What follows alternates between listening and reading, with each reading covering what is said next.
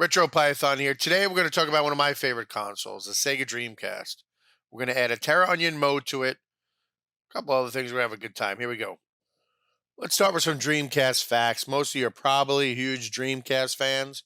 That's why you're watching this video. You probably know many of these. Let's just run through them quick. It was released on November 27th, 1998. November 27th just so happens to be my birthday. It was released in Japan for 29,000 yen, which is about $284. Sega's eighth and final video game console, unfortunately. $1.99 when it came to the States on September 9th, 1999, or $99.99. Great marketing campaign. We all remember it. First 128-bit console to hit the market. Sega skipped over the 64-bit console. We're right for the triple digits. Of course, they had the 8-bit Master System, the 16-bit Genesis, 32-bit Saturn, and now the 128-bit Dreamcast. Back when bits were a thing, this was the king. Came with a built-in modem, first console which allowed real online gaming. The US alone had over 30 online titles, games like NFL 2K2, Worm World Party, and of course Phantasy Star Online really took advantage of this new technology. This is arguably the first console to have motion controllers. I know. Power Glove, Fred Savage, hence the word arguably. Come on, you could actually play a fighting game with a fishing controller. It's the best thing ever. Very PC influence with Windows CE, keyboard, mouse, VGA capabilities. It was really the first mainstream system to use components you'd typically find in computers. The same route the Xbox took years later. Current consoles really are just PCs packaged differently. You can thank the Dreamcast for that. It even had a Windows logo on it. Keyboard and mouse peripherals came later. Of course, the modem and broadband adapter. The VGA adapter lets you to play Dreamcast in 480, way ahead of its time. Discontinued on March 31st, 2001. 9.1 million units sold worldwide. Currently the 26th best-selling console, right behind the Sega Saturn, which sold 9.2 million units. At one point, the Dreamcast broke the PlayStation single-day record by selling 225,000 units and making $99 million in one day. The Dreamcast was way ahead of its time. Online play, motion controllers, the VMUs were revolutionary. Without the Dreamcast, there is no Xbox. Microsoft, like they tend to do, borrowed a lot from the Dreamcast. LAN ports, controller design. Modern consoles today still use the same kind of button layout. If Sega had better third-party support, they just still might be around instead of whoring out Sonic to whoever will put him in a video game. Not that there's anything wrong with that. All right, here's what you're going to need for this mod. Obviously, a Dreamcast. I picked this one off Mercari for cheap. Couldn't read discs, which is fine because it's not going to read discs. So if you go on eBay or Mercari, look for that. If you're going to do this mod, no sense in paying extra. You're going to need the mode made by Terraonion. You can get it directly from them at terraonion.com. I think I got mine off Stone Age Gamer. I get a lot of stuff from them. Check them out.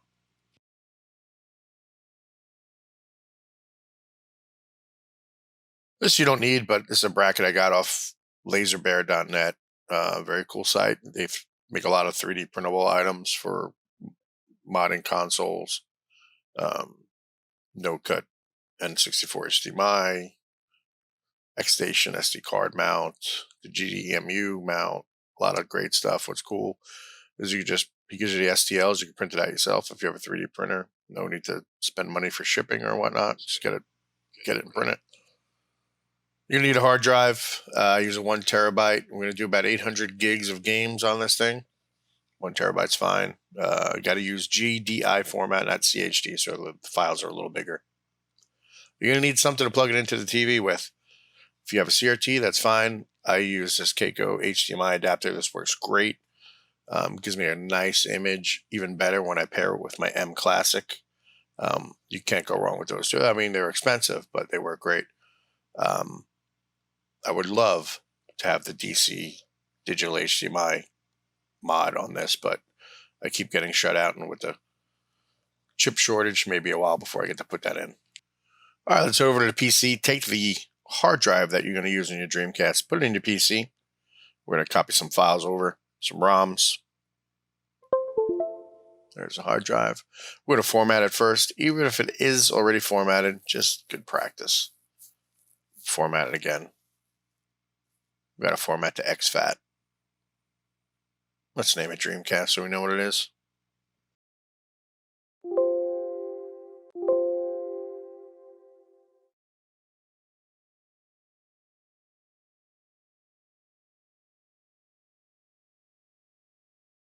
Let's open it up.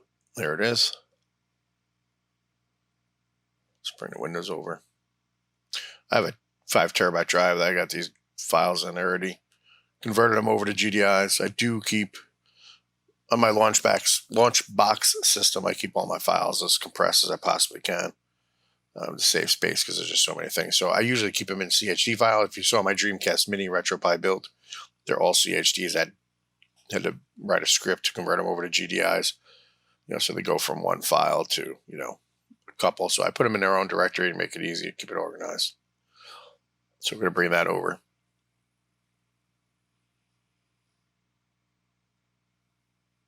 First thing we got to do is let's copy these, and then we're going to go over this, and we're going to create a folder called Dreamcast. Just so you see how many files you're doing. It's a pretty good amount.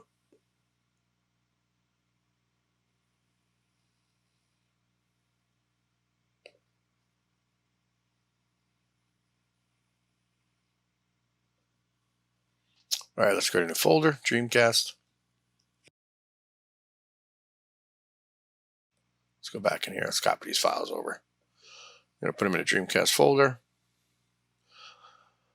It's going to take a good amount of time, depending on your system. This is about 5 hours. I think it drops eventually down to 4 hours and change.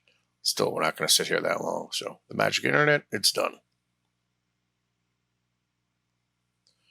So we're going to open up our Google device.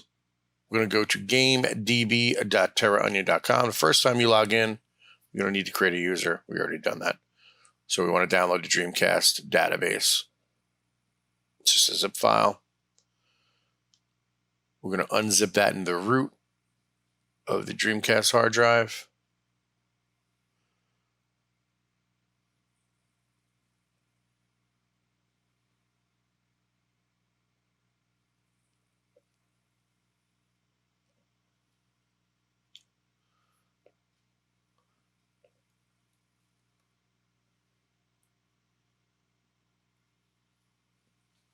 Let's delete that zip file. We don't need it anymore.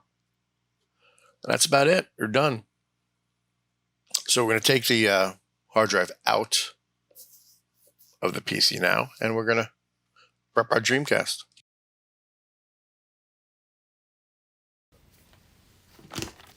All right, let's turn this thing over. Pop off the modem. We have 4 screws we have to take out.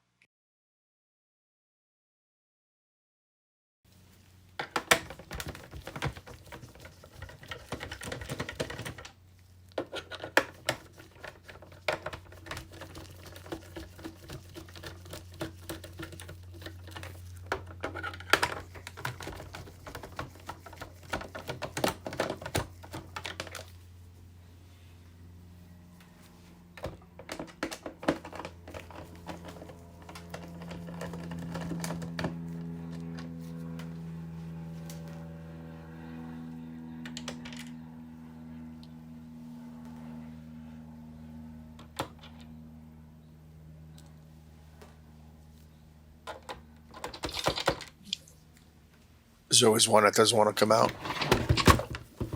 There it is. Oops. All right, let's flip it over. Pop the lid off. Now there's 4 screws you want to remove here. Keep these closed. We're going to use them shortly.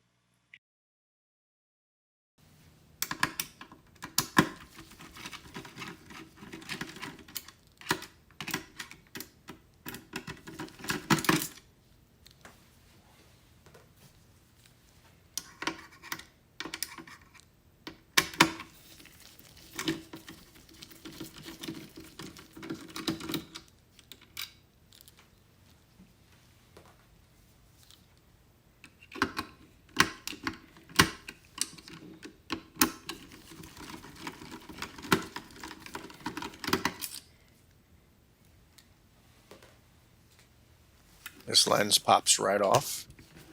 Take it off, put it in a safe place. Apparently this one doesn't work. I'm going to save it anyway.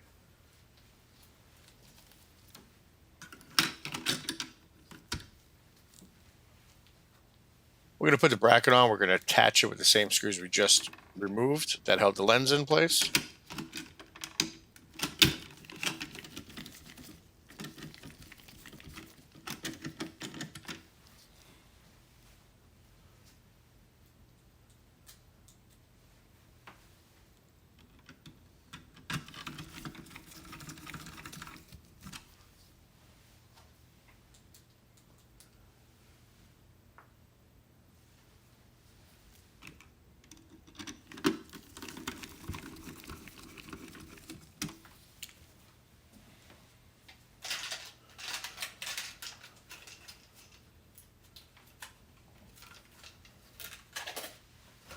Got mode ready. There it is. We're going to take our hard drive. We're going to plug our hard drive into the SATA connection.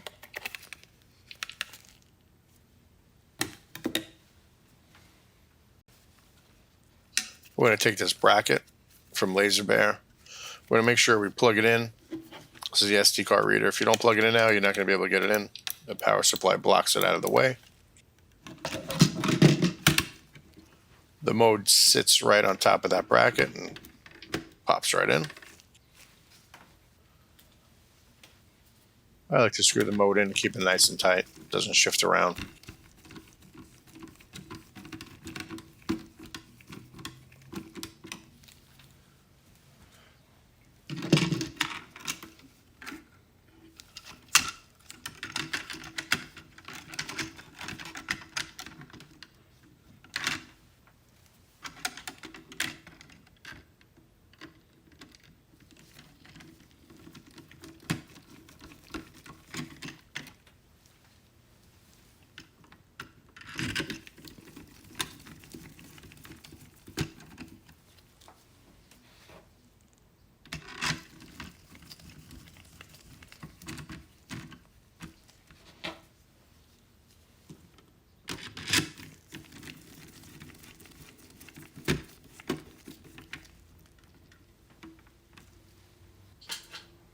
Let's throw the cover back on.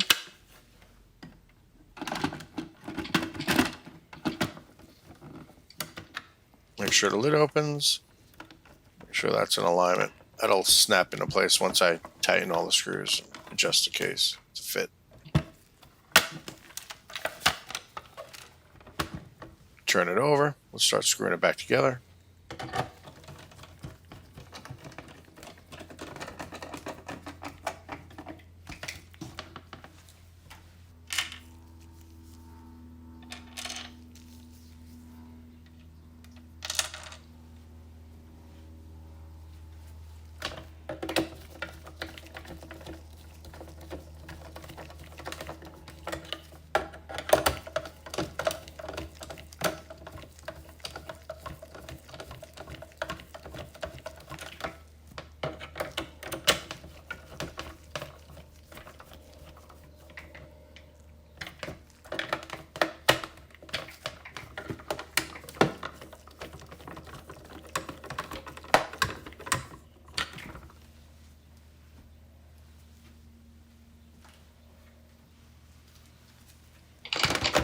Let's fire this puppy up.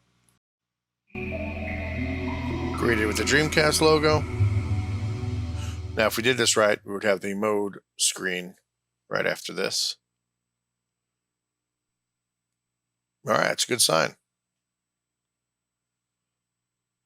It's going to read your game list. If it doesn't, you have to make sure you're in a proper view. I'll show you that in a minute. You can see here's the title of the game, box art. It's all from that file we put on from gamedb.terraonion. There's some covers are a little wonky, especially the Japanese games. You'll see that one cover in the top left. You'll see that a bunch of times. I don't know if that's an error. I wish they used XML files. Like we could just go in and edit ourselves, put a directory for the covers. I mean, that would be amazing. But listen, beggars can't be choosers. You got descriptions, years, what kind of game it is. You could sort.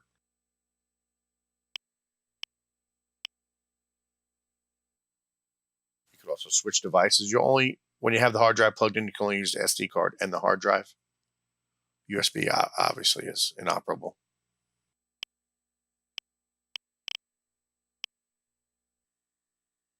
If you don't see the covers, you want to go to the options with X and then make sure your game list mode is on covers.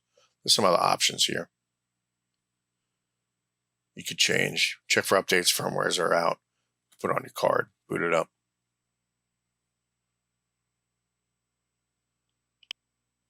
Lots of games on this thing, all on the original console.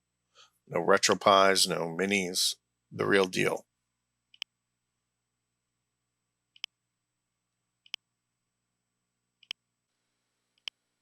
Let's test some of these out. You're okay. Get in. Watch it! It's really cute! We can't get to the cable car. Hey, but don't freak out on me. That was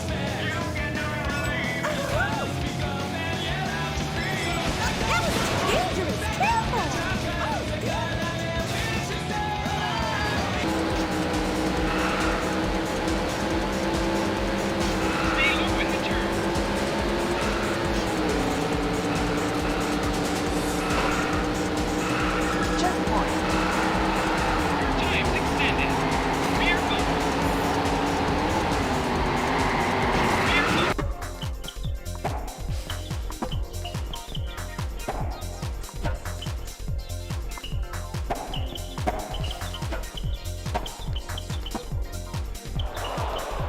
Love 30.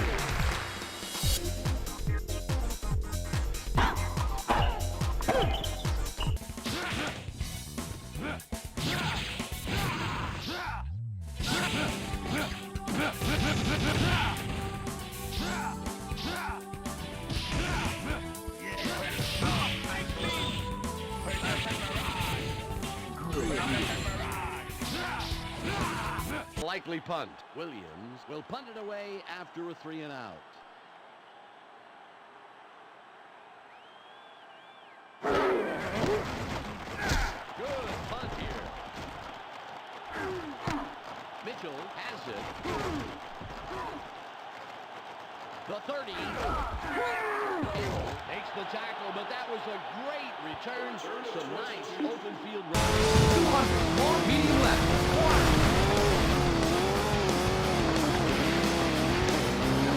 What is awesome? Brett, no. 10 point. 100. Medium right. Medium left.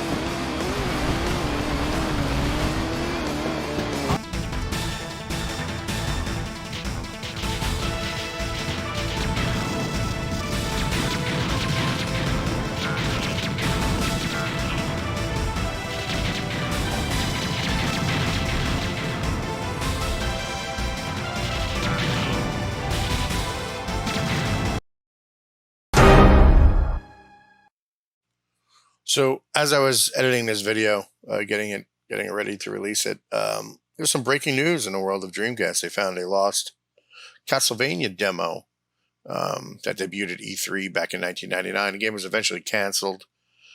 This is about a 25 to 30% completed version of it. It's very buggy, but it's very cool. So, you find the ROM. What's great about this is, especially with the laser bear mount, you still have access to your SD card. So you could very easily find this ROM, throw it on an SD card, and then throw it in your mode and fire it up and party like it's 1999 with some Castlevania Resurrection.